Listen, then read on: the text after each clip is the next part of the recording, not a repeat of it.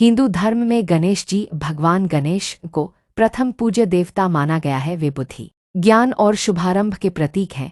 उनके जीवन से जुड़ी अनेक कथाएं हैं जो हमें नैतिकता, सम्मान और विवेक का पाठ सिखाती हैं। उन्हीं में से एक प्रसिद्ध कथा है कि गणेश जी क्यों अपने माता पिता शिव और पार्वती का चक्कर लगाने लगे। यह कथा न केवल रोचक है बल्कि इसमें गहरी शिक्षा भी छिपी हुई है। एक बार की बात है, कैलाश पर्वत पर भगवान शिव और माता पार्वती अपने दोनों पुत्रों कार्तिकेय और गणेश के साथ बैठे थे। एक दिन माता पार्वती को विचार आया कि दोनों पुत्रों में कौन अधिक बुद्धिमान है, इसका परीक्षण किया जाए। उन्होंने भगवान शिव से परामर्श किया और दोनों ने एक प्रतियोगिता का आयोजन किया। माता पिता ने अपने दोनों पुत्रों से कहा, तुम दोनों में से जो संपूर्ण पृथ्वी का सबसे पहले चक्कर लगाकर लौटेगा वही सबसे श्रेष्ठ और बुद्धिमान माना जाएगा। कार्तिकेय, जो अपने तेज और बल के लिए प्रसिद्ध थे, तुरंत अपने वाहन मोर पर सवार होकर पृथ्वी की परिक्रमा के लिए निकल पड़े। वहीं गणेश जी का वाहन मूषक चूहा था,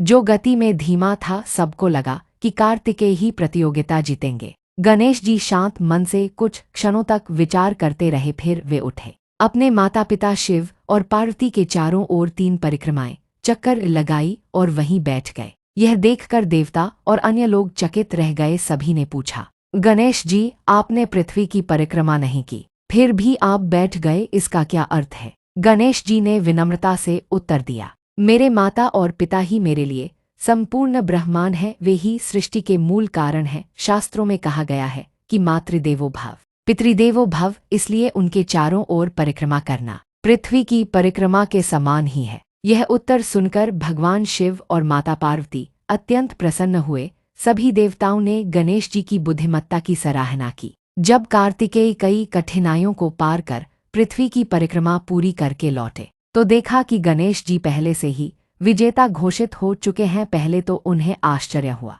लेकिन जब उन्हें पूरी बात बताई गई तो उन्होंने भी गणेश जी की बुद्धिमत्ता को स्वीकार किया। गणेश जी का अपने माता पिता का चक्कर लगाना केवल एक सरल कार्य नहीं था, बल्कि यह एक महान संदेश था कि सबसे बड़ा ज्ञान होता है सही समय पर सही निर्णय लेना और अपनों का सम्मान करना। यही कारण है कि गणेश जी को विघ्नहर्ता और बुद्धि के देवता कहा जाता है। उनका यह कार्य हमें सिखाता है कि कभी कभी एक छोटा कार्य यदि सही सोच के साथ किया जाए तो वह महान बन जाता है।